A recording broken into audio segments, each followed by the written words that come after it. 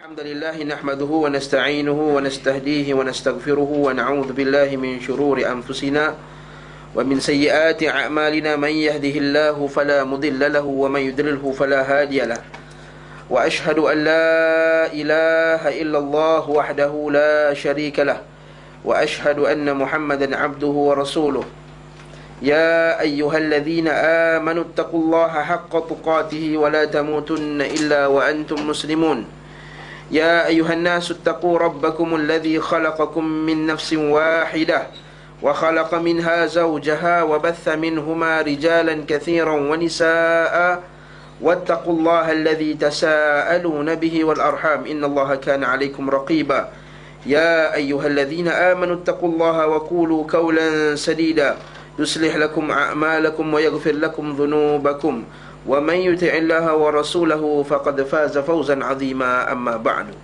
فإن أصدق الحديث كتاب الله وخير الهدي هدي محمد صلى الله عليه وسلم وشر الأمور محدثاتها وكل محدثة بدعة وكل بدعة ضلالة وكل ضلالة في النار. Sebenarnya berkalam ialah kalam Allah Subhanahu wa taala dan sebaik-baik petunjuk ialah petunjuk Nabi Muhammad sallallahu alaihi wasallam. Dan seburuk-buruk perkara ialah perkara yang diada-adakan dalam agama. Setiap yang diada-adakan itu adalah bid'ah. Setiap bid'ah itu adalah sesat, dan setiap sesat tempat duduknya dalam neraka. Alhamdulillah, kita berkumpul lagi pada malam ini untuk menyambung kitab kita Alamul Jin wa Syayatin, Alam Jin dan Syaitan. Dan kita dalam bab bagaimana syaitan memesongkan atau menyesatkan manusia. Pada bab yang lepas kita bincangkan dua tajuk, iaitu pertama, syaitan ini dia memberikan janji manis dan khayalan. Iaitu bila sebelum kita buat maksiat itu, dia kata macam-macam lah. Dia kata nanti dapat macam-macam keuntungan dunia, betul tak? Sebelum dapat rasuah tu ambil, nanti jadi kaya. Nanti dah kaya nanti boleh pergi umrah, nanti boleh pergi sedekah. Sebelum ambil rasuah tu, dia pun ambil rasuah. Bila ambil rasuah, terkena syaitan. Itu juga bila nak buat maksiat. Yang kedua, cara syaitan menipu manusia ialah dengan menangguh-nangguhkan. Betul tak? Kita bincang, iaitu masalah sebelum ni. Dia khayal, dia menyebabkan dia menangguh-nangguhkan. Dia dah tangguh, kita terlepas. Macam solat lah, Zuhur 1.20, tak apa, nanti 1.15 ni kita standby. 1.15 tu alamak dapat benda cantik lah. Orang ada forward YouTube, Ustaz Fatul Bari di Sanglang, dia nak buka contohnya lah. Buka dah 1.25. Allahu Akbar. Dah 1.25, dah terlambat dah. Nak ambil wuduk kan, lambat kan, leceh pula. Dah terlepas, kata tak apalah, kita sembahyang dekat office je lah. Dekat office pula kita makan dulu lah, lapar ni. Nabi kata kalau lapar makan dulu. Pandai dia pakai hadis kan. Kalau lapar, antara benda yang makruh ketika solat bila makanan telah terhidang. Ada pula kawan buat makanan dah terhidang ni, kita makan dululah. Dah makan kenyang. Kalau perut kenyang sangat, nanti nak rokok susah, nak sujud susah, perut terlipat kan. Jadi tangguhkan lagi. Akhirnya Zuhur dia 3.30. Zuhur dia 3.45, pukul 4. Itu syaitan dia menangguhkan. Syaitan ni bila dia tak dapat benda, tak dapat rosakkan, tak dapat jadikan kita sesat, dia cuba untuk mengurangkan pahala kita. Sebab Zuhur 3.30 dapat pahala tak? Dapat, insya-Allah. Kalau dia khusyuk apa cukup syarat, dapat pahala. Bukan tak dapat. Nabi SAW kata yuktab likulli musalli, apa orang yang bersalat itu ada ansyuruha, tis'uha, samanuha, ada 10/10, 9/10, 8/10, 7/10. Setiap orang yang bersalat kan, Nabi kata ada dapat 10/10, 9/10, 8/10, 7/10, ada 1/10. Berdasarkan Nabi kata kekhusyukan dia, wuduknya dan dia punya rukuk dan semuanya. Jadi dapat pahala tak? 3.30 dapat, tapi tak dapatlah pahala sama macam pada awal tu. Itu syaitan at least dapat kurangkan pahala pun jadilah. Dan nak pula bila kita sembahyang last minute ni, kita sembahyang cepat. Nak kejar. Bila kejar itu yang autopilot macam-macam tu lah. Istilah yang kita biasa dengar kan. Itu syaitan punya penipuan. Hari ni kita nak buat tajuk satu lagi. Tajuk ni bagus. Kita ada kisah yang panjang, sebab tu saya tak mau buang masa kat situ. Iaitu menampakkan diri seolah-olah sedang memberi nasihat kepada manusia atau syaitan. Seolah-olah dia nak bagi nasihat. Ini macam orang munafik jugalah. Dia nak bagi nasihat sedangkan dia nak rosakkan kita. Mari kita baca. Syaitan dapat menyeru seseorang untuk berbuat maksiat dengan menampakkan seolah-olah dia sedang memberi nasihat kepadanya. Yad'u syaitan al-mar' ila al-maksiyah yaz'umu annahu yansahulah. Dia mendakwa bahawa dia ni memberi nasihat kepadanya. Wa yuridu khairah, dan nakkan kebaikan bagi dia. Wa qad aqsama li abina ala annahu nasihun lah. Sungguhnya syaitan itu telah bersumpah kepada atuk kita dahulu, Nabi Adam, bahawa dia ni memberi nasihat kepada dia sebagai penasihat. Wa qasamahuma inni lakuma laminan nasihin. Dan syaitan itu telah bersumpah kepada mereka berdua, iaitu Adam dan Hawa. Dalil bahawa jangan tipu dua-dua sekali, bukannya Hawa semata-mata. Wa qasamahuma inni lakuma, aku ini bagi kamu dua laminan nasihin, termasuk orang yang beri nasihat. Nasihat ni apa? Maksud nasihat nakkan kebaikan pada orang. Maksud nasihat, orang kata nasihat tu apa? Nasihat tu ialah nakkan kebaikan kepada seseorang tu. Nasahatul asal, maksudnya kalau bahasa Arab kata, kamu jahitkan baju, Allah, kamu jahit baju, nampak ada lubang, kamu jahit baju tu untuk tutup. Betul tak? Itu maksud nasihat. Kita nak tutup benda yang tak elok padanya. Itu maksud nasihat. Jadi kita nak tutup kita orang tu punya keburukan, jadi kita nasihat dia. Betul tak? Sebab kita nak tutup dia buat benda yang buruk, kita nasihat dia, maksudnya kita tutup keburukan dia sebenarnya. Itu maksud nasihat. Lepas tu Imam Syafi'i kata, kalau kamu nasihat diam-diam, maka kamu nasihat dia sebenarnya. Kamu nasihat terang-terang, kamu tak nasihat dia, kamu menghinanya. Sebab tujuan nasihat tadi patah balik pada makna dia yang asal. Nasihat itu ialah menutupkan benda yang buruk daripada seorang itu. Atau maksud yang lain, dalam seperti kata Imam Nawawi rahimahullah, iaitu nasahatul asal, iaitu kita tapiskan madu tu. Madu kan, dapat madu kalau ambil daripada sarang dia, ada sampah-sampah kat situ kan, kotor-kotor. Jadi kita tapis madu tu. Maksudnya apa? Kita nak yang terbaik. Maksudnya kita nak terbaik daripada sahabat kita, daripada keluarga kita, daripada maksud nasihat. Kalau faham maksud nasihat, maka dia tak ada istilah nasihat tapi maki dia, itu kan nasihat. Dia maki orang tu, dia kutuk, saya nak nasihat dia je. Kita nak nasihat pemerintah. So pemerintah ni, tapi dalam nasihat tu dia maki, dia kutuk hidung tu besar, dia kutuk apa macam-macam lah. Rambut dia kalau helikopter naik helikopter pun tak terbang, contohnya. Dia nak nasihat, kata saya niat kami baik, nak nasihat kepada pemerintah, tapi dalam dia kutuk. Tengoklah tu, tak pakai tudung.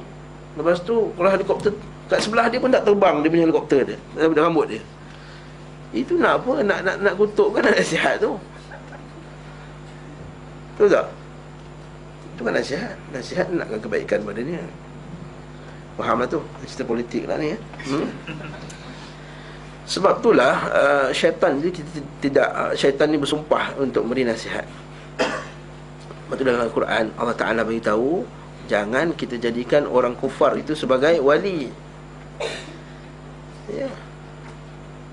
Dalam surah Al-Ma'idah banyak ayat dalam surah Al-Ma'idah. Allah Ta'ala kata, ya ayyuhalladzina amanu, wahai orang yang beriman, la tattakhidhul yahuda wan nasara awliya, janganlah kamu jadikan Yahudi dan Nasrani itu sebagai wali, penasihat, pembantu, penolong. Ba'duhum awliya'u ba'd, tolong membantu antara satu sama lain. Wa may yatawallahum minkum fa innahu minhum, siapa yang ambilkan mereka sebagai penasihat, pembantu, penolong, kekasih, maka dia termasuk dalam golongan mereka. Innallaha la yahdil qaumadh zalimin, Allah Ta'ala tidak memberi petunjuk kepada orang yang zalim. Yahudi dan Nasrani. Dalam ayat lain pula Allah Ta'ala kata, ya ayyuhalladzina amanu, wahai orang yang beriman, la tattakhidul ladzina ittakhadhu dinakum huzwan wa la'iba, janganlah kamu jadikan orang yang mengambil agama kamu sebagai main-main, sebagai wali, pemerintah, kekasih, pembantu. Sebab tu kita ni, kalau kita faham ayat ni, kita takkan kawan dengan orang-orang yang ejek-ejek agama. Alah, apa salahnya kita kawan dengan dia? Kita kan bermajmuk. Bila kita duduk, dia ejek-ejek agama, dia kutuk-kutuk agama, mempermainkan dalam Al-Quran surah Maidah. Sambungan lepas tu, bila diajak kepada salat, dia mempermainkan salat. Antara ciri pertama mempermainkan agama, merengah-rengahkan salat, mempermainkan salat. Lepas tu kita tak ambil mereka sebagai penasihat, sebagai wali, sebagai apa. Ini kan pula syaitan. Lepas tu kita berhati-hati. Allah Ta'ala dah bagilah kita contoh kat ayat tu. Apa jadi? Waqad ada satu kisah, saya tak baca bahasa Arab ni, bahasa Arab panjang, kita terus bahasa Melayu. Wahab bin Munabbih ni masuk salaf, ulama salaf. Dia selalu bawa kisah-kisah. Misalnya Israiliyat atau kisah. Tapi ada kisahnya yang tak sahih, ada kisahnya yang sahih. Sebahagian kisah yang tak sahih, banyak kisah-kisah ni yang tak sahih tu kadang-kadang ada juga pengajaran pada kisah tersebut. Cuma janganlah pegang macam pegangnya hadis Nabi sallallahu alaihi wasallam ni sebagai untuk kita cerita macam cerita Melayu TV tu.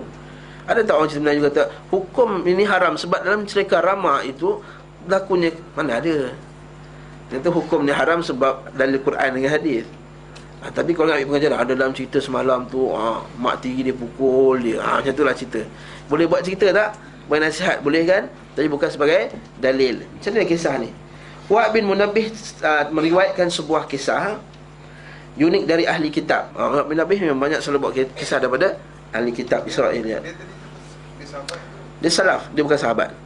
Bukan sahabat, datang lepas generasi sahabat Sebuah kisah yang unik dari ahli kitab kami sampaikan untuk mengetahui bagaimana metod syaitan dalam menyesatkan manusia agar kita berhati-hati terhadap nasihatnya. Dia kata buku ni, kita hati terhadap nasihat syaitan tu dan menolak setiap seruannya. Berkata Wahab, kata inna abidan kana fi bani Israel. Ada seorang abid. Abid ni apa? Bukan hamba. Kalau abid baru hamba. Abid, ain alif ba'dal, maksudnya ahli ibadah. Maksudnya abid ialah ahli ibadah. Bila ahli ibadah maksudnya tak semestinya dia alim, betul tak? Kita kena ingat, kita kena betulkan pemikiran orang kita. Rajin pergi masjid, kita kata alim pakcik tu. Jangan. Orang kuat ibadah tak semestinya alim, dia abid. Tak semestinya alim. Alim tu maksudnya berilmu. Nampak pakai serban sikit je alim. Tu kita tanya soalan dekat dia, dia pun tak tahu sebenarnya. Itu yang kes masa kita pergi kursus solat tu. Asalnya dia ni noja, betul tak? Noja, tapi dah lama je noja, naik pangkat jadi Bilal. Dah jadi Bilal, lama-lama naik pangkat, imam mati, apa semua mati, dia pun jadi imam. Jadi imam, orang panggil jadi khusus azan. Habis khusus azan ni cerita pasal apa? Suara sedap, duduk pusing, main lagu ni, main lagu tu. Bukan cerita pasal sunnah azan, hukum hakam azan. Dia cerita main lagu. Kata macam mana cerita Ustaz AKA tu? Ada azan, lagu macam ni. Orang tinggi. Sebab dia pandai, suara dia sedap. Orang yang suara tak sedap ni, apa lah, nak create action Ustaz ni, nak tunjuk suara sedap. Ini masalahnya, bila tanya kepada orang bukan ahlinya. Betul Allah Ta'ala kata, Nabi kata dalam satu hadis sahih, bila diberikan urusan ila ghairi ahliha fantadhir sa'ah. Idza wusida al-amru ila ghairi ahliha fantadhir sa'ah. Bila diberikan satu urusan itu kepada bukan ahlinya, maka tunggulah hari kiamat. Sekarang kita memberikan imam masjid. Imam masjid tu juzuk 30 pun tak hafal, tapi dia imam kerajaan, macam mana? Tak sebutlah masjid mana. Nanti kita kutuk orang, ustaz ni kutuk je kerjanya. Tapi inilah jadinya, macam mana diberikan orang yang juzuk 30 pun tak hafal, surah Sajdah pun tak hafal, jadi imam masjid. Akhirnya dia jadi pegawai biasa, kerja dia buat surat, tulis surat, buat ni. Bila dari pemikiran ni, tidak ada pemikiran seorang pendakwah, seorang yang beragama nak menyebarkan ilmu. Jadi masjid tu jadi masjid yang beku, sejuk masjid tu. Nampak? Itu kita kena faham maksud abid dengan alim. seorang abid tak semestinya alim. Begitu juga tak semestinya seorang alim itu seorang yang abid. Betul lagi. Tak semestinya orang tu alim maksud dia kuat ibadah. Sikit-sikit ustaz tolong doakan ustaz. Saya sebenarnya tahajud pun kadang-kadang ustaz. Memanglah ustaz tapi kadang-kadang tahajud. Ada sebahagian daripada kita ni yang lagi rajin tahajud daripada ustaz tu sendiri. Betul tak? So alim dia untuk orang-orang berilmu. Orang yang berilmu. Tapi sebenarnya kalau kita faham, sebenarnya alim itu sepatutnya orang yang berilmu dan beramal dengan ilmunya. Sebab itulah kata para ulama salaf, orang yang tak amal ilmu ni dia jahil walaupun dia ada ilmu. Atau dalam kata-kata salaf yang lain, seorang yang melakukan dosa itu dia jahil walaupun dia ada ilmu. Ya. Faham ya? Dia kat sini kata ahli ibadah di kalangan Bani Israel. Bani Israel maksudnya apa? Israel tu maksud apa? Ya, anak-anak Yaqub, Bani Israel. Ada berapa orang anak Yaqub? Nabi Yaqub AS 12 orang. Salah satunya Nabi Yusuf AS. Jadi 12. Sebab tu kita tengok dalam Al-Quran, bila batu tu kan, dipukul batu tu, fanfajarat min huthnata asyrata aina, keluarlah 12 anak air mata sungai tu kan. Sebab setiap puak tu satu punca air. Dia tahu orang kita ni kalau sekali 12 puak nanti bergaduh. Betul tak? Kena asingkan. Wa kana min a'badi ahli zamani, di antara orang yang paling kuat ibadah pada zamannya. A'bad ahli zamani. Wa kana fi zamanihi thalatha ikhwatun lahum ukht. Pada zamannya ada seorang 3 adik-beradik lelaki. Ikhwah ni lelaki. Lahum ukhtun. 3 adik-beradik lelaki ni ada satu adik perempuan. Okey. Wa kanat bikra. Bikra maksudnya anak dara. Abu Bakar tu bikra, anak dara lagi. Laisa lahum ukhtun ghairaha. Tidak ada baginya ghairuha, tidak ada saudara perempuan yang lain melainkan budak perempuan tadilah. Salah satunya adik perempuan depa. Itulah. Fa kharajal al-ba'thu ala thalathatihim. Maka mereka pun keluar agak urusan mereka, ada urusan untuk keluar. Falam yadru inda man yakhlifuna ukhtahum. Falam yadru. Yadru. Mereka tidak mengetahui kepada siapa nak letakkan yakhlifuna, meninggalkan. Dalam buku ni kita menitipkan bahasa Indonesia. Menitipkan tu maksud meninggalkan sesuatu. Ukhtahum. Kepada siapa nak tinggalkan anak perempuan dia, adik perempuan dia ni? Bila bikran tu maksud dah balik lah. Ya, jangan pula 9 tahun bukan 8 tahun bukan bikra. Bila bikra tu maksudnya anak dara tu dah balik. Wala man ya'manuna 'alaiha, dan siapa yang mereka merasa aman untuk mereka ditinggalkan anak perempuan tadilah. Jadi cari siapa? Cari ustaz lah, betul tak? Wala inda man yad'unaha, kalau siapa nak tinggalkan, nak letakkan anak dia tadi. Macam nak pergi haji, nak tinggalkan kat siapa kan? Bukan masalah kan? Nak tinggalkan kat siapa, nak tinggalkan. Cari orang yang paling kita percaya. Apa dia buat? Qala fa ajma'a ra'yuhum, maka pendapat mereka sepakat bahawa kita nak tinggalkan kepada abid tadi. Ialah ahli ibadah, kita percayalah ahli ibadah, betul tak? Kopiah, janggut lebat, ada hitam kat sini, orang percayalah. Yang manusia secara wa kana thiqah fi anfusihim, mereka itu dipercayai pada diri mereka. Fa'tuhu fas'aluhu, maka mereka pun jumpa dia dan minta kat dia an yakhlifuha indahu, untuk meninggalkan dia pada sisi dia, pada ahli ibadah tadi. Fatakunu fi kanafihi wa jawarihi, maka letakkan pada sebelah dia, jiran dia. Ila an yarji'u min ghazatihim, sehingga mereka kembali dari peperangan. Maksudnya tinggal kat sebelah rumah lah. Rumah mereka di sebelah rumah abid tadi. Fa abadzalika alaihim, mula-mula ibadah tu tak nak, tak boleh, mana boleh, bahaya, fitnah. Mana boleh tinggalkan ustaz seorang-seorang dengan budak perempuan, aku jaga anak perempuan, mana boleh. Betul tak tindakan dia? Tindakan at first time tu betul lah, tolak kan. Wa ta'awwadha billahi minhum, wa ta'awudz billah. Mana fitan. A'udzu billah. Nanti kita a'udzu billah kan, itu mula-mula aja. Okey. A'udzu billah, alhamdulillah, kena 3. A'udzubillah perempuan, a'udzubillah, subhanallah lah sekali Masya-Allah. Wa ta'awwadha billah minhum wa min ukhtihim. Maksud daripada mereka, jangan minta lindung. Qala falam yazalu bihi hatta ata'ahum. Maka mereka pujuk mereka, dia pun ikut juga. Ini musibah yang pertama lah. Musibah pertama, apa musibah kat sini? Termakan pujuk termakan pujuk, iaitu kerana nak cari redha manusia, disanggup melanggar perintah Allah. Ini berlaku pada siapa? Kita bincang dulu.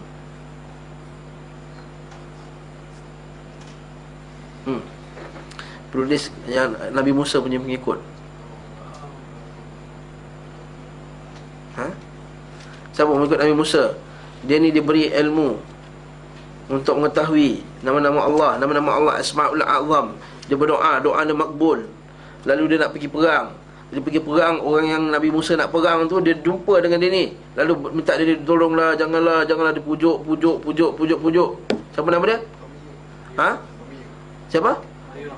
Ya? Barirah. Siapa nama?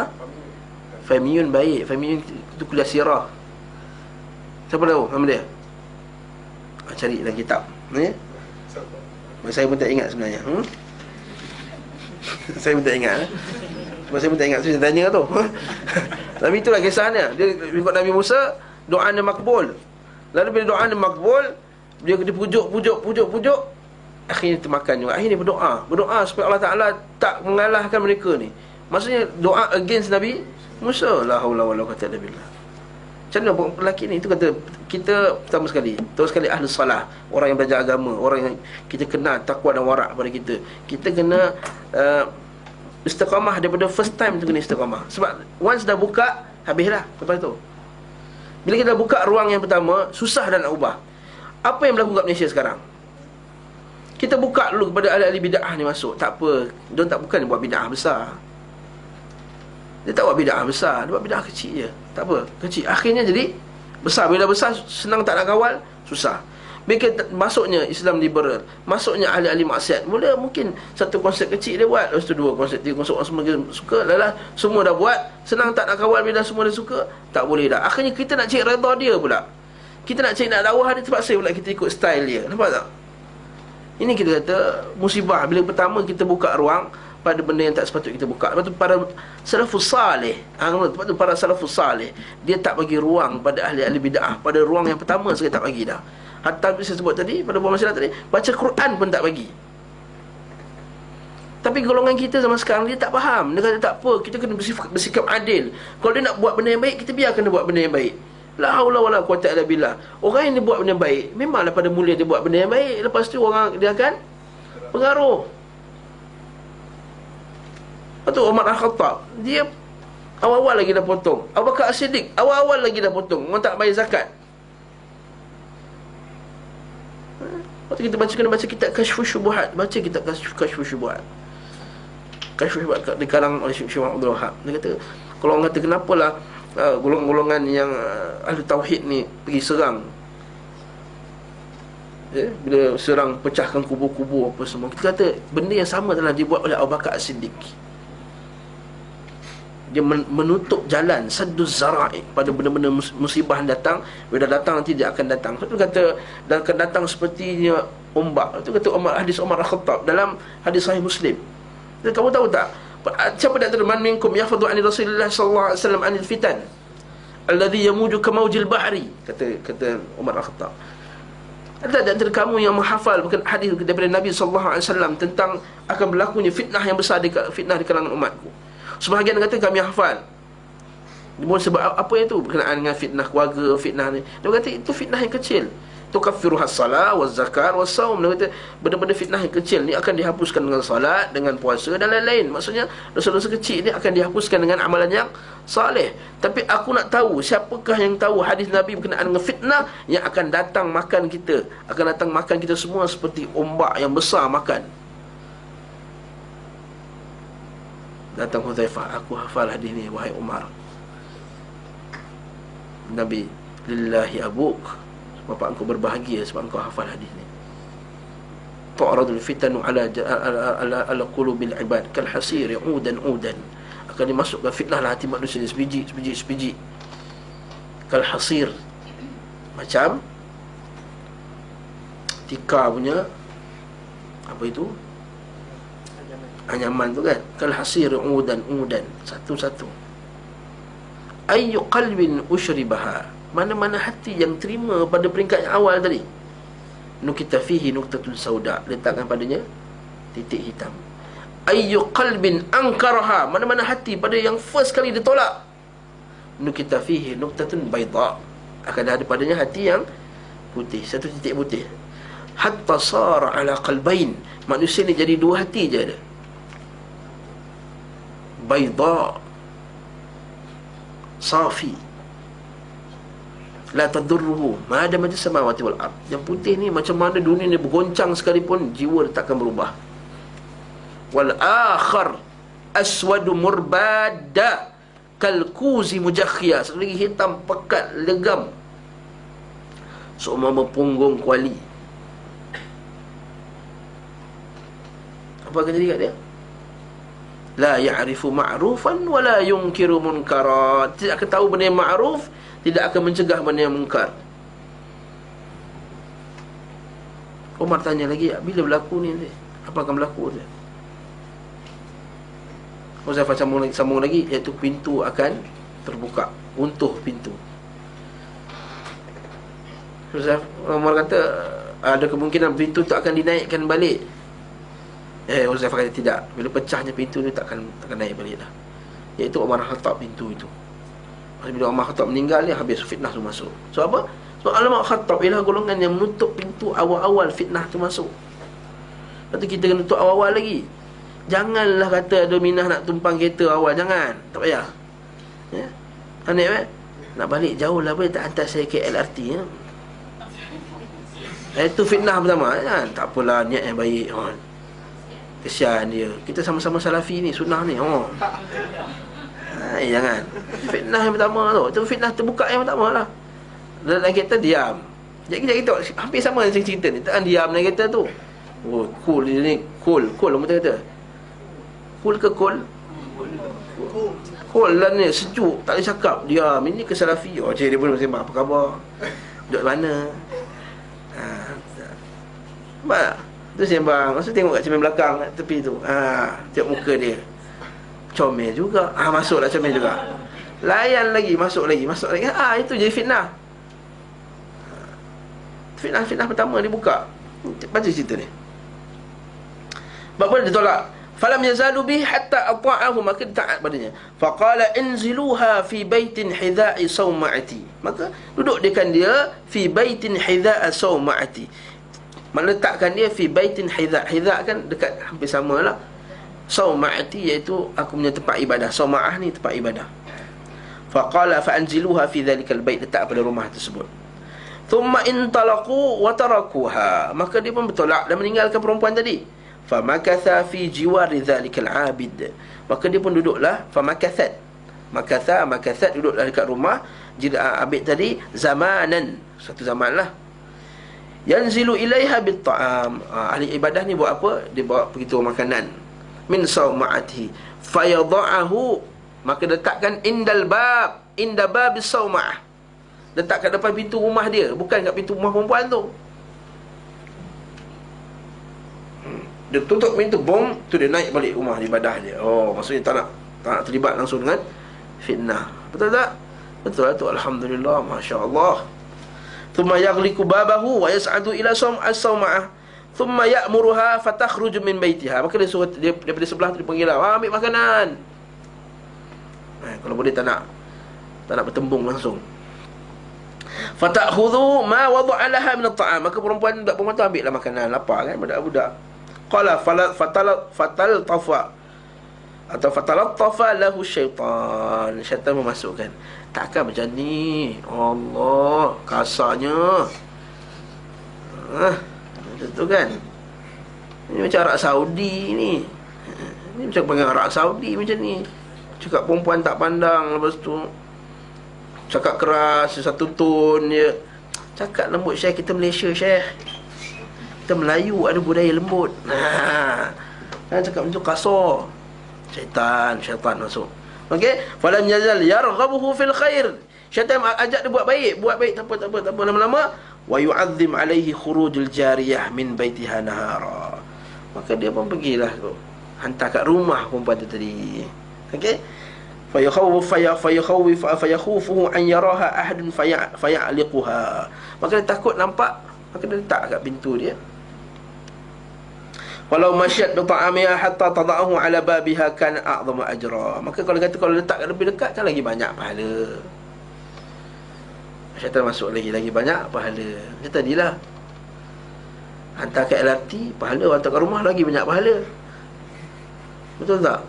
Bukankah Nabi kata man nafasa an mu'min kurbatan min kurabid dunya, siapa yang meringankan kesusahan daripada kesusahan manusia, nafasallahu anhu kurbatan min kurabi yaumil qiyamah, Allah Ta'ala akan meringankan kesusahannya di hari akhirat kelak. Jadi saya telah meringankan kesusahan dia, iaitu daripada saya hantar LRT, saya hantar ke rumah. Khalas. Ada dalil tak? Ada.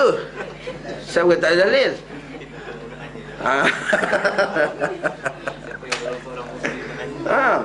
Wallahu fil aunil abdi ma kana al abdu fi auni akhihi. Allah senantiasa di pertolongan hamba-Nya selagi mana hamba di dalam pertolongan saudaranya yang lain. Allahu akbar. Macam itulah. Dia baru belajar sunnah perempuan tu. Kita nak galakkan supaya dia suka sunnah. Lagi. Dia ingat pula hadis Nabi, man da'a ila khair, siapa mengajak pada satu kebaikan, falahu ajruha wa ajru man amila biha min ghairi an yanqusa bi ujurihim syai'a. Siapa yang mengajak pada satu kebaikan, maka tidak akan terputus baginya pahala dan pahala orang yang melakukan. Jadi aku nak bagi dia ni kuat sunnah, ikut sunnah. Kalau aku tinggal kat tepi jalan ni, kata apalah sunnah tinggal tepi jalan, sanggup biarkan perempuan berjalan berkilo-kilometer. Aish, nampak tak? Syaitan cantik tu. Wa yakhawifuhu falau masyat bi ta'amiha hatta tad'ahu ala babi baitiha kana a'zama ajra. Qala falam yazal bihi hatta masya ilaiha bi ta'amiha. Macam itulah sentiasa, lepas tu bagi makan, macam tu saja. Wa wada'ahu ala babi baitiha, letakkan kat rumah pintu rumah perempuan tadi. Walam yukallimuha, tak berkata-kata pun, letak aja cukup. Qala falabitha ala hadhihi halah zamanan. Maka keadaan macam ni zaman-zaman itu. Syaitan, nampak tak? Syaitan dia tak akan suruh orang sesat dalam pam tu. Kau pergi berzina dengan perempuan tu, mana ada. Syaitan mana ada macam tu. Masa mula-mula kena makwa tu, kau pergi berzina dengan perempuan ni, mana ada. Sayang dia, mana boleh berzina, cik. Kalau kau sayang dia, kau takkan zina dengan dia, kau akan jaga dia. Syaitan punya kata-kata mula-mula lah, bila ada makwa tu. Jangan tanya saya ada pengalaman, kata ada pengalaman ni kita baca cara pengalaman saya. Cerita lain lah. Janganlah korek benda tu, nak korek buat apa. Jadi nak tahu ni mula-mula niat dia apa? Niat dia kekasih sejati akan menjaga. Mula janji lain dah. Selama ini ku mencari-cari teman yang sejati. Tu nasyid tu lah, Nasyid Brothers tu. Layan. Tu dia taklah ukhuwah fillah, ukhuwah fi syaitan. Kita bukan ukhuwah fillah. Masa kat universiti dulu, setengah-setengah hamba Allah ni, lelaki perempuan pergi program sama-sama. Dah cerita ke belum kelas ni? Belum pergi program, kononnya pergi program kat sekolah sekian, motivasi, berdakwah. Kita nak pergi berdakwah ni. Jadi dua-dua lelaki perempuan naik kereta sama-sama. Dan apa dia campur lagi perempuan? Kereta ukhuwah fillah. Tai ukhuwah fillah, ukhuwah fi syaitan. Ukhuwah fi syaitan. Ini bukan ukhuwah fillah. Dia kata ini sosial dan tak betul. Apa salahnya sosial? Sosial ni sifat manusia. Pandai pula dia pakai ilmu sosiologi dia. Betul-betul ambil kos sosiologi. Ni pengalaman. Ni pengalaman. Bila kita bercakap dengan masalah ni, ni tak boleh. Akhirnya jadilah program bercampur lagi perempuan, ikhtilat dan semua. Akhirnya bukannya apa? Kalau itu abang angkat, adik angkat. Itu kesan dia akhirlah sekali. Budak tak jadi baik pun, abang angkat, adik angkat. Hantar surat. Niat dakwah syekh apa kan, perempuan lagi tu pergilah hantar surat kat perempuan tu. Fasilitator yang perempuan ni pergi hantar surat fasilitator lelaki, SMS. Saya ada masalah bang. Masalah kat mana? Kita jumpa. Hai syaitan. Yes? Pandai Ustaz cakap. Ini pengalaman kita masa belajar universiti dulu lah. Kalau siapa belajar UAE, belajar UAE sini tak? Yang pernah ikut program hamba Allah macam ni, syaitan ni banyak ni. Atas niat dakwah tapi sebenarnya syaitan. Tak maaf lah kepada yang terlibat sebab keluar video ni.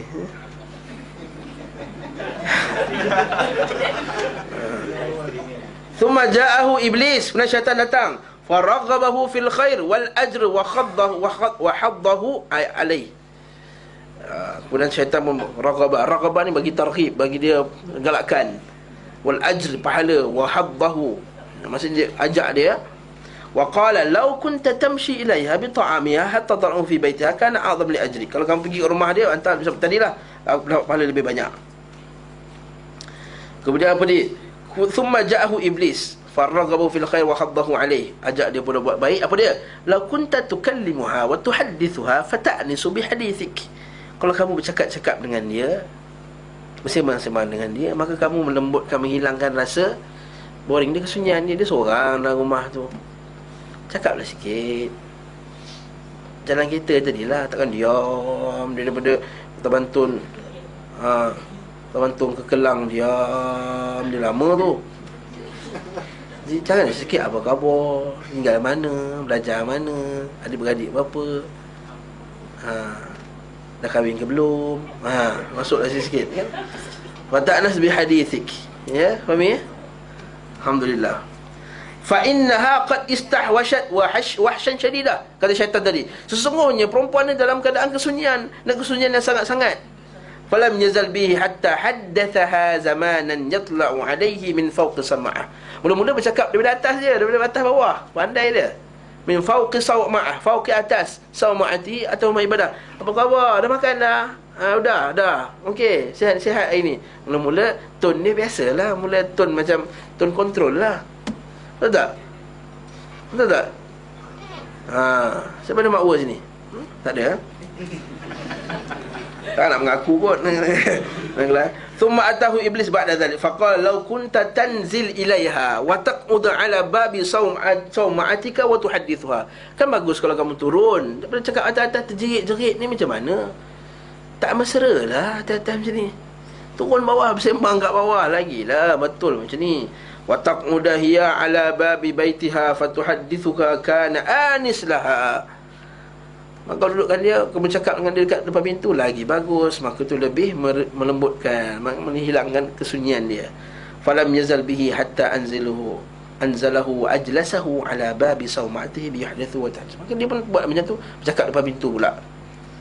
Wa takhrul jariyah min baitiha hatta, kemudian perempuan tu pula keluar, mula bercakap di luar pintu. Sekarang dah sama-sama duduk kat luar pintu dah. Dah duduk luar pintu, apa jadi? Mesti nampak, betul tak? Tengok muka kan, comel Minah ni, budak ni comel juga. Mula cakap lepas tu kan keluar kan. Betul tak? Mula-mula cakap straight dia tu, makanan ni sedap lah, kata. Dah saya masak sendiri ke? Saya masak sendiri, kata. Pandai masak. Apa resipinya? Mulalah sembang tu tak? Agak masuklah benda tu. Oh, senang je masak dia. Mula sembang konon-kononnya, sembang benda ni kan. Thumma ja'ahu iblis faraghabahu fil ajri wa fi ma yasna'u biha wa qala law kharajta min babi sama'atika thumma jalasat qariban min baitiha pada keadaan falam yazal bihi. Kenapa dia? Law dakhaltal bait ma'aha, kalau kau masuk pintu, masuk rumah bersama dengan dia, fahaddathtaha, kamu cakap dengan dia, walam tatruka tabruza wajha, tapi jangan bagi dia buka pintu, buka muka. Jangan menzahirkan muka dia. Mula-mula, nampak tak? Pandai tu. Maksudnya tadi masa keluar rumah tadi, tutup muka lagi agaknya. Masuk rumah pula, sembang dalam rumah, tutup muka lagi. Jadi kana ahsan bika. Bukan cakap, ambil apa jadi? Sehingga bercakap dari pagi sampai sembang malam. Dah syok sembang. Syaitan ni, kalau sembang kawan 3-4 jam dah boring balik lah. Tapi syaitan lah dengan lelaki perempuan, sampai malam boleh sembang. Ada je idea dia. Syaitan bagi idea, bukan susah. Betul tak? Dengan banyaknya package yang kata apa, yang memudahkan bercakap nak sekarang ni. dah ada macam-macam benda kan. Ada Wiz lah, apalah boleh bercakap kan. Free je. Chat, WeChat. Dia dengar suara. Kalau chat yang ni tak best, tak dengar suara. Kena dengar suara lagi seronok. Thumma atahu iblis ba'da dhalik falam yazal yuzayyinuha.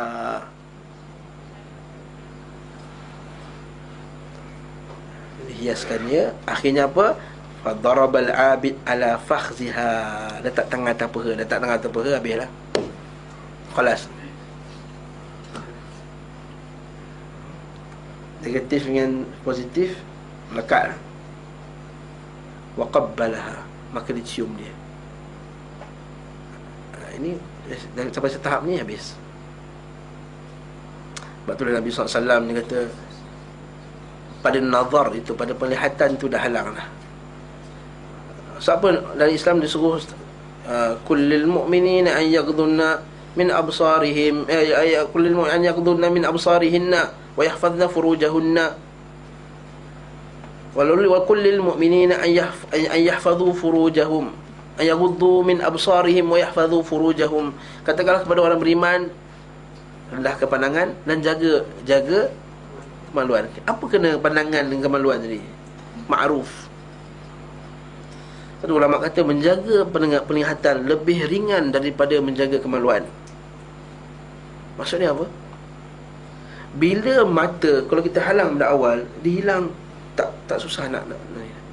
Tapi once dia dah buat, dia dah rasa benda tu, dia nak tinggalkan sampai ila yaumil qiyamah. Kalau Allah Ta'ala sampai dia mati, benda tu melekat lagi dalam kepala dia.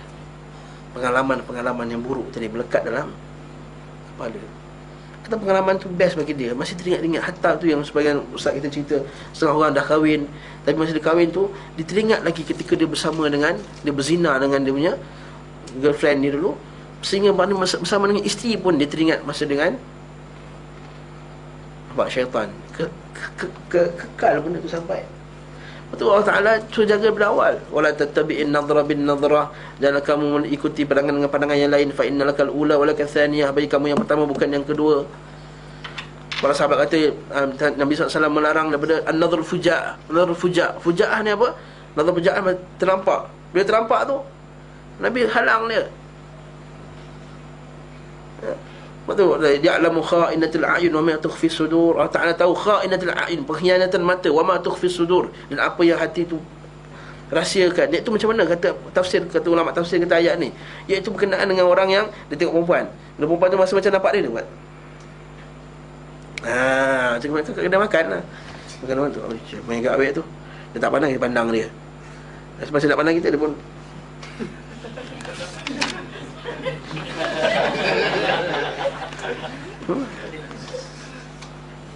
macam itulah. Dalam kisah ni juga mengajar kita jangan apa dia? Ikhtilaf. Nanti kita tengok ni pengajaran ni. Kita baca dulu kisah dia. Okey. Kemudian apa jadi? Dah cium, thumma yazal bihi iblis yuhsinuha fi ainihi. Mula-mula pegang peha dengan cium dulu. Tak apalah, kita belum kahwin lagi, cukup setakat ni dah lah, ringan-ringan je. Ni istilah budak moden sekarang. Tapi syaitan masuk fi ainihi wa yasulu lahu hatta waqa'a alaiha. Waqa'a ni jatuh ke atasnya, maksudnya berzina lah. Fahbalaha, maka dia mengandungkan laki perempuan tersebut. Fawulidat lahu ghulaman, lahirlah seorang budak. Masya-Allah. Faja'a iblis faqala ara'aita in ja'a ikhwatunul jariyah wa qad wulidat minka kaifa tasna'. Kata iblis tadi, apa pendapat engkau? Kalau datanglah adik-beradik mereka nanti, beradik perempuan ni, kemudian jumpa kamu dilahirkan anak, nampak pula dilahirkan anak engkau, apa kau nak buat? Kaifa tasna'? La amin alaik an taftadih aw yafdahuk. Aku tak boleh jamin kau, sama ada kau kena ke dong mereka kena. Mereka kena dengan kau. Pandai syaitan dia pujuk.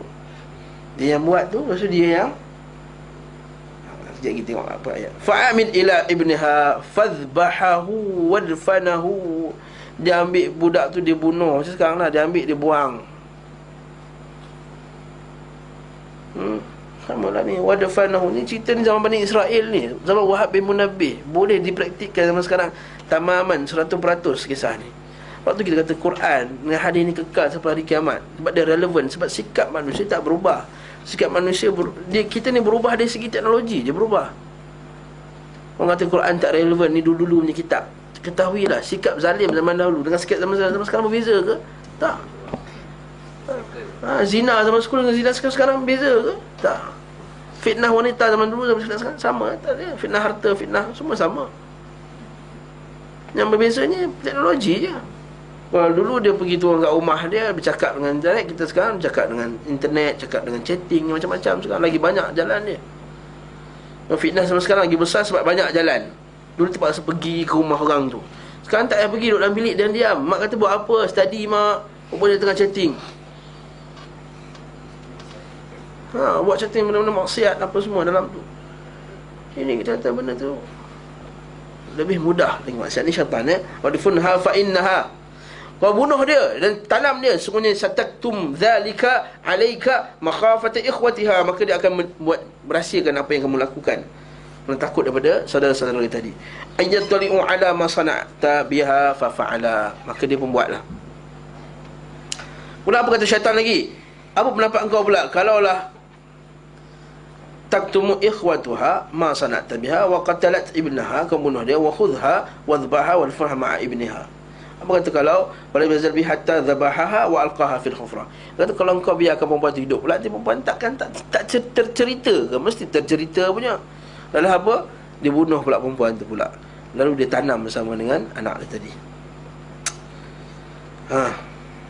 Letak pula atas kubur tadi sahrah azimah. Letak batu besar atas tu. Tak nak bagi nampak lah ni. Tu macam sekarang letak ni, dia tanam, dia pam apa semua macam-macam sampai sekarang. Ya, wa sa'ada ila sawma'ati yata'abbad fiha, nama syaitan. Kemudian ahli ibadah tadi naik ke atas rumah ibadah dia dan beribadah balik. Allahu akbar, syaitan. Syaitan, nama syaitan. Waktu kadang-kadang syaitan ni dia hiaskan kita, tak apa buat maksiat, apa ni ibadah. Jadi dia pergi beribadah tadi dalam perasaan, tak ada rasa perasaan bersalah di atas maksiat yang dilakukan tadi. Ini lebih teruk. Itu kata para salaf, sesungguhnya tak ada perasaan kamu, perasaan yang tak ada rasa takut tadi buat maksiat tadi lebih besar daripada maksiat tadi. Faham tak maksud saya? Tak faham? Perasaan kamu tidak ada perasaan bersalah terhadap maksiat tu lebih besar daripada maksiat tadi. Atau kamu berasa dengan bergembira dengan maksiat tadi lebih besar maksiat daripada maksiat tu tadi. Maksudnya apa? You buat maksiat, kita berzina, kemudian rasa gembira dengan perzinaan tadi. Rasa gembira itu lebih besar dosanya daripada berzina tadi. Sebab apa? Sebab bila rasa gembira buat berzina tadi, dia seolah-olah dia lupa pada kemurkaan Allah SWT. Dia berasa aman dengan azab Allah. Afa aminu makrallah, adakah mereka merasa aman dengan azab Allah? Wala ya'manu makrallah illa al-qaumul khasirin, atau wala illa al-qaumul kafirin. Dan tidak merasa aman dengan makar Allah, dengan azab Allah, melainkan orang yang kafir. Itu Syekh Abdul Wahab ada satu kitab bab khas dalam kitab Tauhid, bab merasa aman dengan azab Allah adalah perkara yang boleh merosakkan tauhid. Nampak tak? Bila buat maksiat tadi merasa aman dengan azab tadi, itu lebih teruk daripada maksiat tu tadi. Faham tak? Alhamdulillah. Ini menjadi kisah dia. Jadi maksudnya syaitan masukkan perasaan tadi, lepas buat maksiat tadi dia boleh pergi ibadah selama je. Wa ta'abbad fiha. Famakatha bidzalika ma sya'allah ayyamkuth, maka dia menuduklah berapa lama, kemudian hatta aqbala ikhwatuha minal ghazwi, maka baliklah saudara dia tadi, perempuan tadi, daripada peperangan. Faja'u fasa'aluhu anha fana'aha lahum, maka mereka pun jumpa dia, fasa'aluhu, tanya dia, fana'aha, na'ah ni memberi berita kematian lah, fana'aha lahum, maka dia meninggal, dia sakit, meninggal. Wa tarahama 'alaiha wa bakaha, menangis, buat sedih apa semua, lakonan lah. Wa qala kanat khair imra'ah wa hadha qabruha, kata lelaki tadi, ahli ibadah tadi, inilah dia perempuan yang baik. Wa hadha qabruha, inilah kuburnya. Fanzuru ilaihi, lihatlah. Fa'ata ikhwatuha al-qabr, maka saudara tadi pun pergi kat kubur perempuan tadi. Fabakau ukhtuhum, Fabakau ikhwatu ukhtuhum, ukhtahum, maka mereka menangis ke atas kematian tadilah. Wa tarhamu 'alaiha, rasa kesian. Fa aqamu 'ala qabriha ayaman, duduk kat kubur dia beberapa hari. Jangan kita buatlah macam ni. Ini kisah Bani Israel. Ini dalil ustaz kita boleh duduk kat kubur 3 hari 3 malam baca Quran. Dalil apa benda? Ini kisah Wahab bin Munabbih. Bukannya Quran dengan hadis. Ni setengah orang tak tahu dalil tu apa. Dia bawa kisah-kisah daripada sekian-sekian. Ni Ibn Kathir ada meriwayatkan satu kisah. Seorang lelaki bernama Al-Utbi pergi kat kubur Nabi, kemudian dia menangis-nangis kat kubur Nabi apa semua. Lepas tu dia bertawassul dengan kubur Nabi. Malam tu dia mimpi masuk syurga. Mimpi dosa dia diampunkan. Dia bawa kisah ni dalam kitab-kitab mereka. Nampak dalil bahawa, nampak dalam tafsir Ibn Kathir, Imam Ibn Kathir tuliskan kisah ni, dalil bahawa boleh bertawassul kat kubur Nabi. Ibn Kathir kata ni kisah. Yuk, kau beza tak dalil tu apa? Bila kita kata, bila kita cakap ikut sunnah, kata, kamu ni tengok geng-geng Salafi ni, bukan ke sumber Islam, Al-Quran, Sunnah, Ijma', Qiyas. Pandai pula bawa Ijma', Qiyas, Quran, Sunnah. Sekarang bila tanya, kau dapat dalil pergi tawassul kat kubur ni apa? Ini Quran, Sunnah, Ijma', Qiyas ke? Yang kisah lelaki ni tadi, kisah lelaki pergi dekat kubur Nabi, minta ampun kat Nabi dekat kubur, minta ampun daripada Nabi dekat kubur, lalu dia hapuskan dosa dia mimpi malam tadi. Mimpi malam tadi dosa yang terhapus. Dalil bahawa kita boleh pergi kat kubur Nabi, minta ampun kat Nabi. Allahu Akbar. Ni kisah. Tahu tak beza kisah dengan dalil? Tahu beza tak? Kalau satu orang alim besar buat satu kisah, adakah kisah tu dalil kepada perbuatan kita nak buat amalan tersebut? Tidak. Macam mana nak dalil-dalil yang lain? Waktu kita ni manhaj, ini kaedah dalam beragama. Jangan kisah-kisah terus nak amalkan. Kisah-kisah terus nak amal. Tu hati-hati, dalam internet banyak macam ni. Kisah orang sekian-sekian, amalkan Fatihah, baca sekian-sekian, pergi interview, lulus. Jangan. Malu macam-macam petua-petua. Macam petua lah.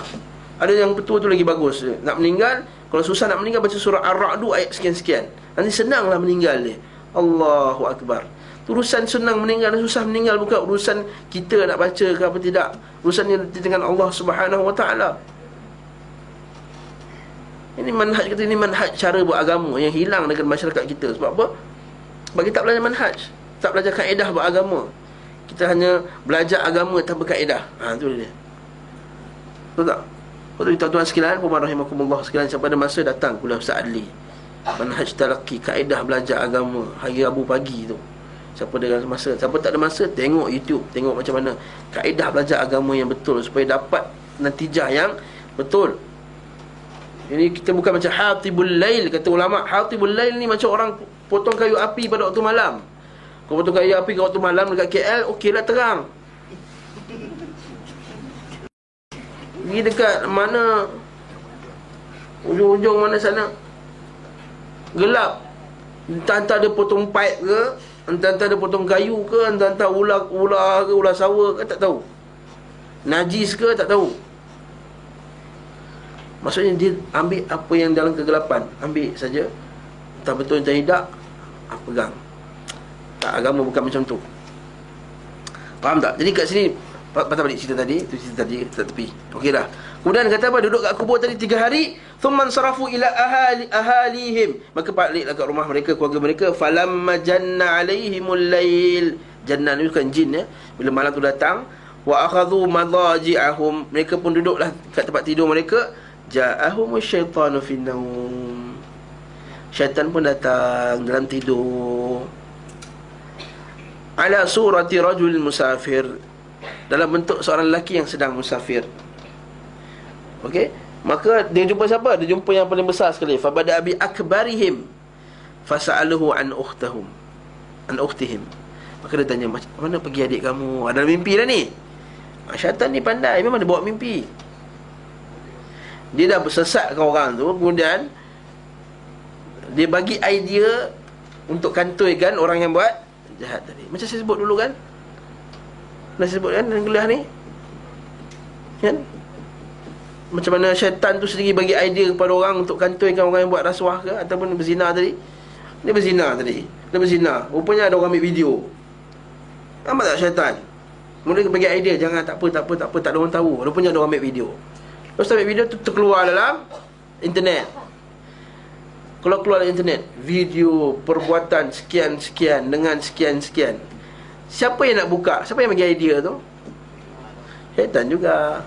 Orang yang warak takkan, ini video tahulah, video perbuatan tak elok, takkan nak tengok.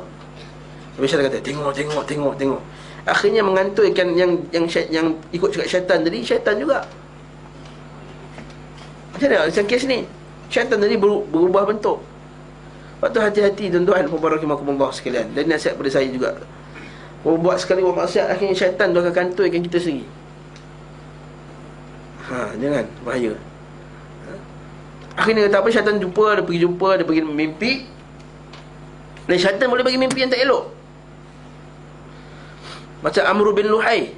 Kamu dengar Amr bin Luhai tak? Amr bin Luhai Al-Khuzai. Siapa kenal siapa Amr bin Luhai Al-Khuzai? Orang pertama bawa berhala kepada negeri Arab. Macam mana dapat bawa berhala?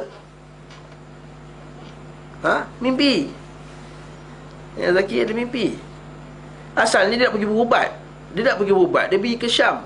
Pergi Syam, tengok orang pakai berhala-berhala semua berubat baik. Ni macam kita lah, pergi Ayah Pin baik. Lalu dia kata Ayah Pin tu betul. Macam Melayu juga, pergi jumpa Tok Bomo ni, Tok ni, oh ustaz ni, betul ni ustaz ni, dia berubat baik. Padahal pakai benda syirik. Itu juga Amr bin Luhai Al-Khuzai ni pergi sana, nampak berhala, nampak berhala ni bagus apa semua. Dia bawa lah patung-patung. Macam orang Melayu juga, pergi Sungai Nil. Pergi Sungai Nil, beli patung-patung kecil. Pernah tengok tak? Patung lelaki macam mana tak pakai apa tak. Seorang sahabat saya, bukan sahabat, anak murid saya, belajar mengaji dulu. Dia kata, asal rumah banyak sangat patung-patung kecil ni macam orang lelaki. Ustaz, saya beli kat Sungai Nil ustaz. Tepi Sungai Nil, tebing Sungai Nil.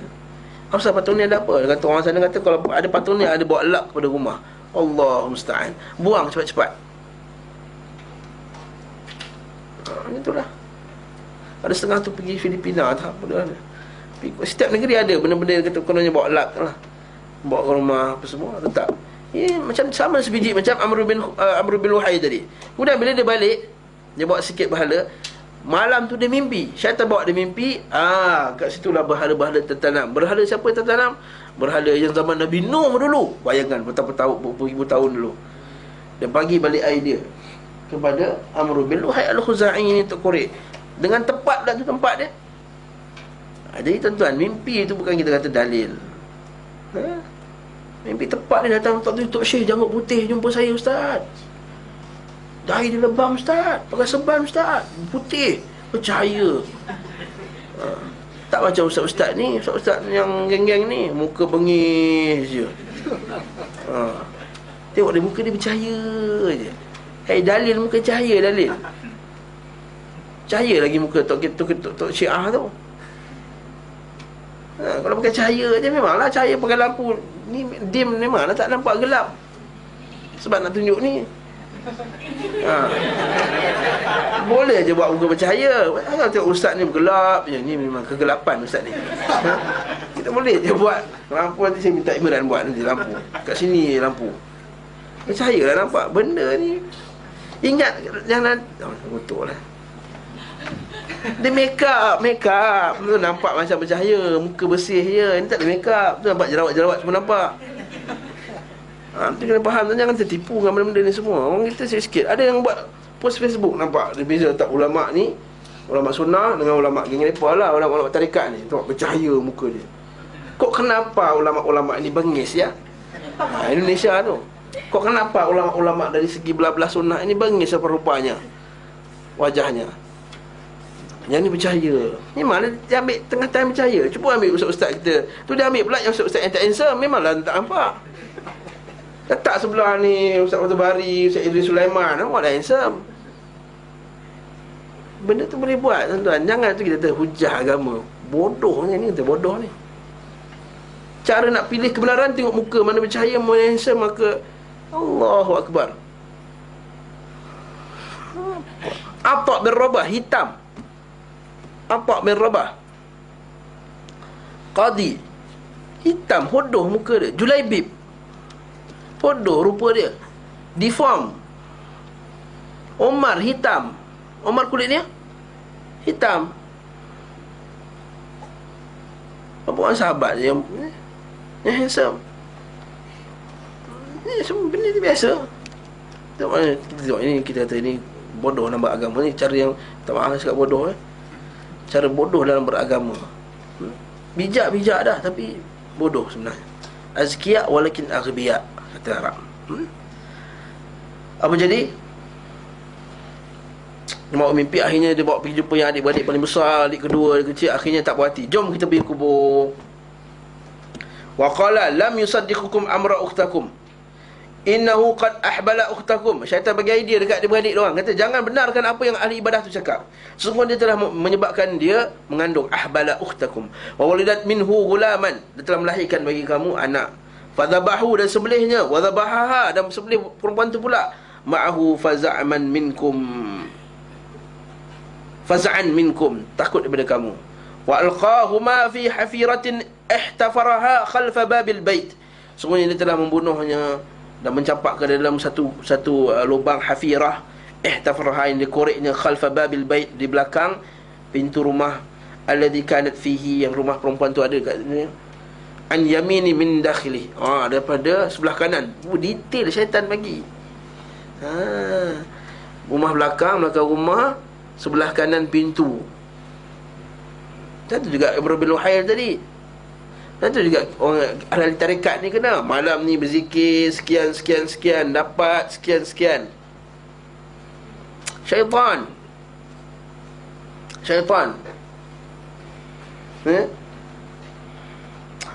Apa jadi? Fantalaku fa'adkhalul bait, dia masuk rumah. Alladhi kana fihi an yamin min dakhlihi fa innakum satajidunaha kama akhbartukum hunaka jami'a. Kamu akan jumpa benda tu semua. Wa atal awsat fi manamihi, pergi jumpa orang yang kedua juga, adik-beradik yang kedua. Kemudian pergi yang ketiga. Mereka pun bila bangun, falam mastaiqadha alqaum asbahu muta'ajjibin. Mereka bangun semua pelik. Oi, aku dapat mimpi, kau mimpi sama juga, aku mimpi sama juga, kau mimpi sama juga. Syaitan, nampak tak? Syaitan, cara dia pandai, dia tak buat seorang je mimpi. Kalau seorang mimpi kata, mimpi menipu je ni. Dia bagi semua mimpi. Ini cara syaitan. Dia juga geng-geng mereka ni. Mimpi, geng-geng sesat ni mimpi sama juga, nampak semua benda yang sama. Fa akhbara ba'dhum ala ba'dhin yaqulu qulainu laqad ra'aytu al-laila ajaban fa akhbara ba'dhum ba'dhan lima bara. Fa qala kabiruhum, berkata yang paling besar sekali, hadha hilmun laysa bi syai'in fa amdaw bina wad'u hadha ankum. Kata yang paling besar sekali, ini mimpi, jangan layan. Yang paling besar sekali. Qala asgharuhum, yang paling kecil kata apa?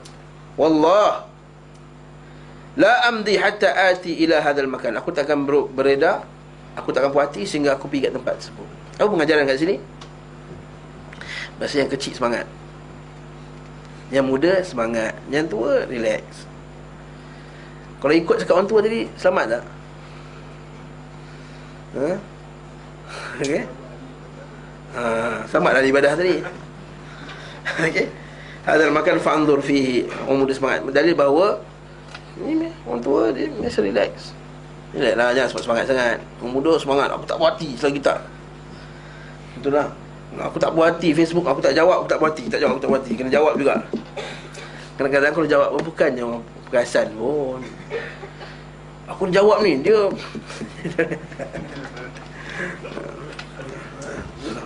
fantalaku jami'an hatta ataul bait alladhi kana fi utam fa fatahul bab. Dia pun buka akhirnya jumpa.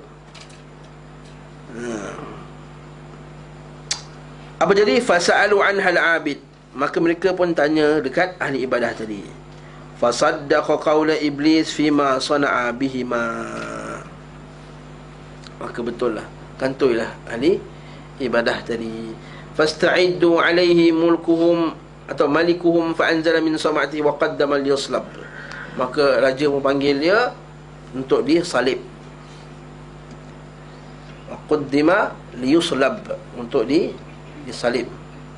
Falamma awthaquhu ala al-khashabah, bila dia ikat dia dekat khashabah, kayu papan tadi, atahu syaitan datang jumpa dia.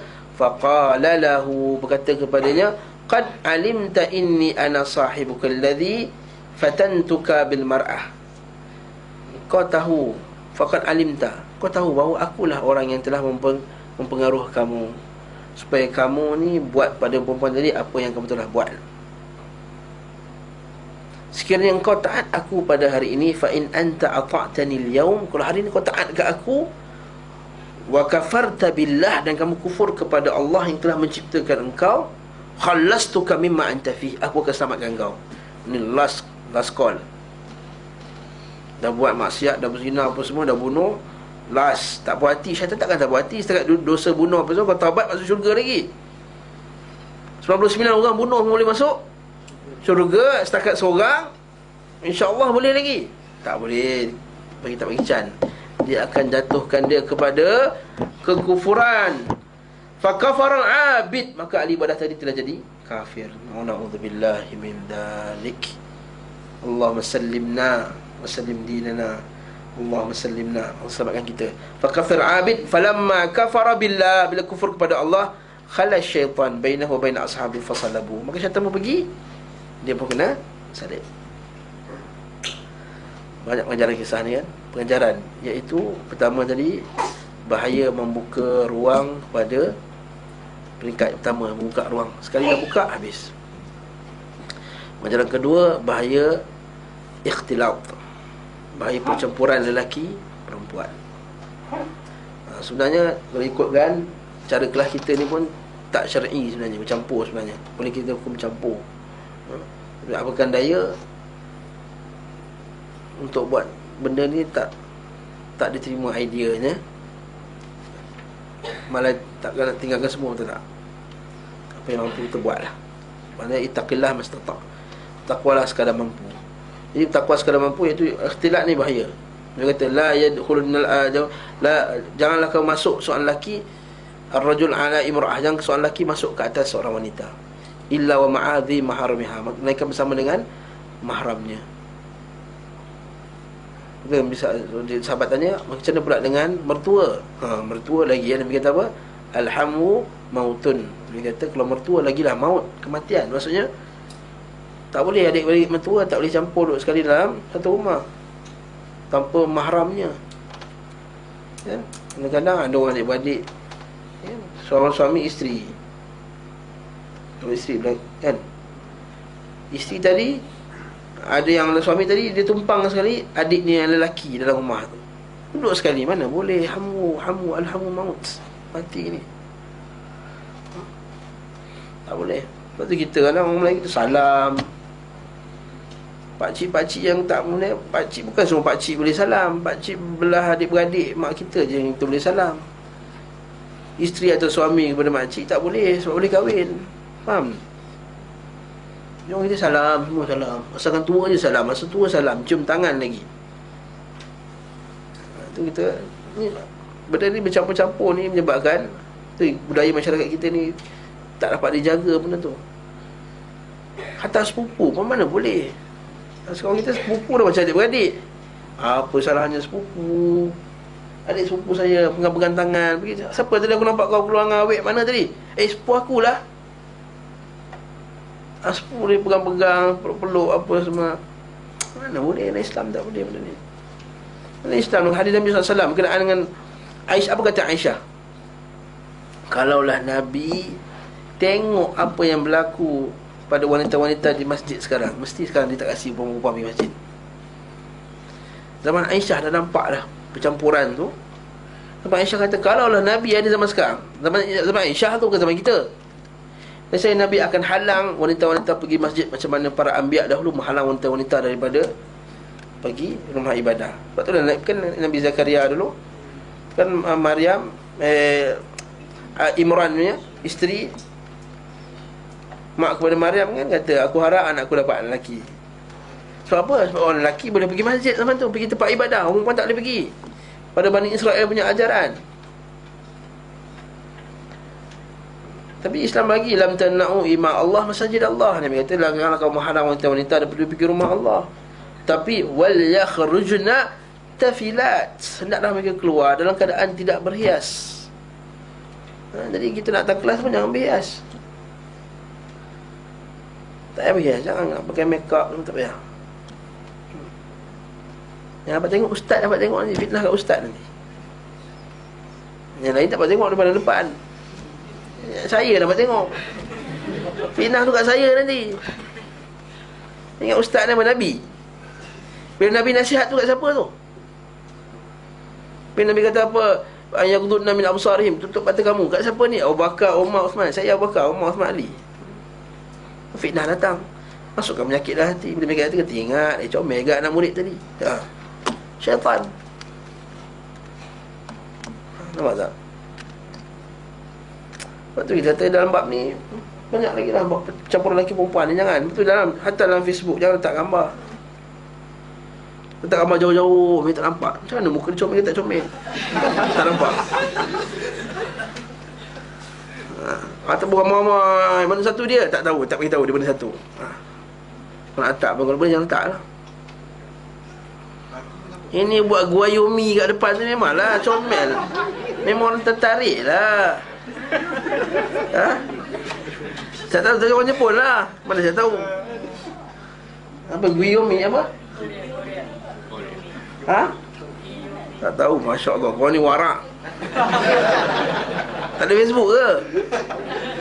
Tahu Giyomi? Tahu Giyomi? Giyomi tu apa? Ruben? Yelah, benda dia. Dia buat muka comel depan TV kan. Dia buat macam ni. Dia dah ambil video muka dia. Ustaz tengok dah tu tengok di Facebook, tengoklah. Benda tu berlaku. Jadi tak perlulah letak kat depan tu. Jadi kita kata ini fitnah seterusnya. Apa lagi pengajaran kat sini? Nanti ikhtilat. Pertama, an-nadharah, menjaga mata. Yang seterusnya ikhtilat. Seterusnya pengajaran daripada kisah ni, iaitu macam mana maksiat tu membawa kepada kekufuran. Itu poin yang paling besar sekali. Ada orang tanya, ustaz, ada orang ni dia minum arak tapi dia solat, ustaz, macam mana? Kata tu baguslah, maksud dia ada iman lagi. Tapi ketahuilah, dengan maksiat tadi, Allah Ta'ala tak jadikan orang murtad ni lepas balik mengaji terus murtad. Mana ada? Tak lepas kuliah mari kita murtad. Mana macam tu? Kata tak? Lepas pergi tahfiz Quran apa semua, mengaji akidah, tauhid apa, Fathul Majid apa semua baca, lepas tu kita murtad lah. Mana ada? Biasanya orang murtad ni apa? Kalau kita baca kisah-kisah orang murtad, tak kisahlah Isya Bukhari ke ataupun apa Lina Joy ke apa ke, cuba baca kisah dia. Apa sebelum tu? Apa sebelum tu? Percampuran lelaki perempuan. Nampak tak? Jatuh cinta bercampur dengan maksiat. Bila maksiat ni dia melonggarkan hubungan kita dengan Allah. Dia longgar. Macam tadi sebut tadi lah, akan tercabut tadi. Akan yang kudul oral Islam urwatan. Kata Umar, akan tercabut tali Islam satu bila buat maksiat tadi. Bila buat maksiat, lama-lama jiwa dia lemah dengan Allah Ta'ala. Bila jiwa lemah dengan Allah Ta'ala, masa tu syaitan sekejap je jadi murtad. Bacalah kisah semua orang yang jadi murtad. Apakah dia punya pengalaman hidup dia sebelum tu? Mesti bercampur, mesti minum arak, mesti duduk orang kafir, keliling orang kafir. Baca kisah orang murtad yang duduk kat Australia tu, yang budak Melayu yang bercakap, dia kutuk balik Islam. Kata, my father dulu paksa aku semayang apa semua. Dia gelak-gelakkan balik. Dalam gereja dia cakap benda tu. Ada video dia, kita boleh tengok sendiri. Apa rupanya belajar sana, bercampur lelaki perempuan dengan tak halal, kemudian tidak ada lagi ajaran agama semua. Akhirnya murtad.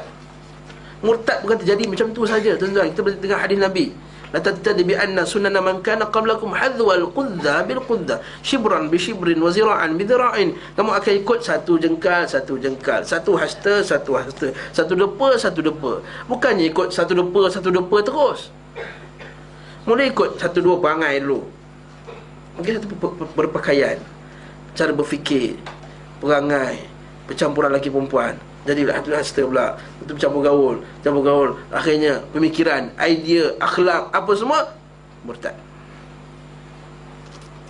Tuan-tuan rahimakumullahu jami'an. Ini bahaya. Ini syaitan. Kalau kita tengok banyak dah keliling kita, dan semoga Allah Ta'ala menyelamatkan kita dengan adanya ilmu kita tentang perkara ni. Kita tutup awal-awal benda ni, yang kita terdahkan. Jadi gini, mungkin yang dah lepas lah. Kita generasi baru, kita dengan anak kita, dengan adik-beradik kita, kita jaga benda ni supaya tak terlepas lagi apa yang di bawah kita. Wallahu ta'ala a'lam bis-shawab. Subhanakallahumma bihamdika, asyhadu an la ilaha illa anta, Astaghfirullah wa atubu ilaik. Sallallahu alaihi wasallam. Masya-Allah, banyak iklan. Okey, iklan yang pertama. Hari Khamis ni 9.45 pagi, Ustaz Muhammad Rizal Azizan, Ustaz Mat Malaya. Pukul 9.45 pagi, tajuk dia ritual bid'ah dalam setahun. Benda kita buat dalam setahun ni bid'ah. 9.45 pagi hari Khamis ni, Ustaz Mat Malaya. Ustaz Mat Malaya ni sebab dia graduate Universiti Malaya, panggil Ustaz Mat Malaya. Hari Khamis ni 9.45. Hari Sabtu pula 27 April 11.30 pagi, Ustaz Mat Rizal Mat Malaya sekali lagi. Tajuk dia Wali Allah versus Wali Syaitan. Dulu tajuk ni pernah diberi kepada Ustaz Alim, tapi Ustaz Alim pergi corner kot lain, tak masuk ke Wali Allah versus Wali Syaitan. Kali ni kita masuk betul lah, minta Ustaz Mat Malaya masuk. Ustaz Alim corner kat mana tak? Jadi kalau tanya tajuk dia Wali Allah versus Wali Syaitan, nak bezakan apa ciri-ciri Wali Allah dan apa ciri-ciri Wali Syaitan. Adakah Wali Allah ni macam tadilah, muka bercahaya terang, muka dia handsome. Kita tengok ni. Lepas tu Ahad pula 28 April, Syekh Yunus Katrada, English Usul Salasah, 3 Fundamental Principles. Pukul 3 petang. Lepas tu yang keempat ni kuliah khas bagi siapa yang ada anak dara. Anak dara tu adik dia, macam kisah tadi, ataupun anak dia sendiri, ataupun sepupu dia, iaitu kuliah khas untuk wanita 9 tahun ke atas. Tajuk dia, kalau saya English saya grammar tak betul, makhraj tak betul, jangan marah. Welcome to Womanhood, a guide to understanding your cycles and more. Faham English saya?